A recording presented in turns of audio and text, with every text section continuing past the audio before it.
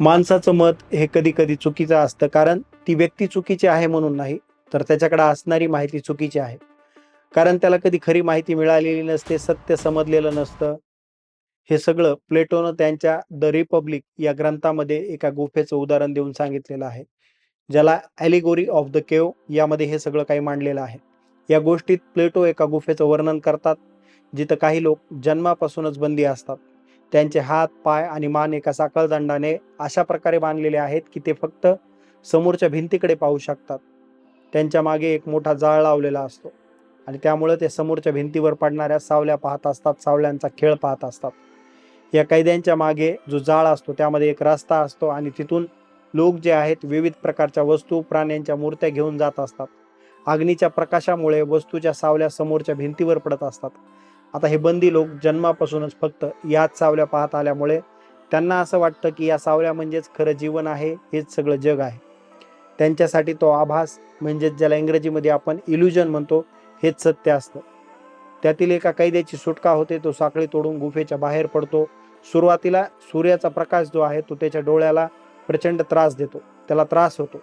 नंतर हळूहळू त्याला कळतं, झाडं, फुलं, नद्या, निसर्ग दिसायला लागतो आणि नंतर तो गुफेत दिसणाऱ्या सावल्या हे सत्य नसून बाहेरचं जग जे आहे ते खरं सत्य आहे हे त्याला समजतं. आणि ते परत जाऊन आपल्या सहकाऱ्यांना सांगतो, तुम्ही जे पाहत आहात त्या फक्त सावल्या आहेत, खरं जग हे या गुफेच्या बाहेर आहे. तेव्हा त्याचे जे सहकारी आहेत, गुफेतले लोक जे आहेत, त्याच्यावर विश्वास ठेवत नाहीत, उलट त्याला वेड्यात काढतात, त्याच्यावर हसतात. कारण त्यांचं संपूर्ण आयुष्य हे खोट्या सावल्यांसारखं अंधारात गेलेलं असतं.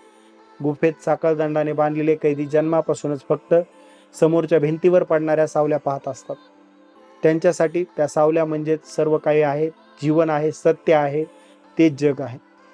आजच्या संदर्भात सुद्धा आपण एका कम्फर्ट झोनमध्ये आहोत. आपण ज्या जुन्या समजुती, परंपरा किंवा मर्यादित माहिती जी आहे ती आपल्याकडे असते आणि आपल्याला वाटतं की तेच जग आहे, तेच सगळं काही आहे. आपल्याला तिथं सुरक्षित वाटतं, कारण आपण त्या अंधारामध्ये, त्या सावल्यामध्ये वाढलेलो आहोत, भिंतीवर पडणाऱ्या सावल्या पाहत आहोत. उजेडेकडे जाण्याचा नेहमीच त्रास होत आलेला आहे, ज्याला इंग्रजीमध्ये द पेन ऑफ ग्रोथ असं म्हणतात. जेव्हा एखादा व्यक्ती किंवा एखादी व्यक्ती साखळदंड तोडून बाहेर पडते, सूर्याचा प्रकाश पाहते, तेव्हा त्याचे डोळे नेहमीच त्याला त्रास होतो. सुरुवातीला काहीच दिसत नाही आणि पुन्हा अंधारात जाण्याचा तो विचार करत असतो.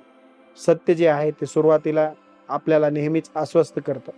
ज्ञानाचा उजेड पहिल्यांदा डोळ्यांना टोचतो, कारण आपलं आयुष्यभर आपण अंधारामध्ये घातलेलं असतं, सावल्या पाण्यामध्ये घातलेलं असतं.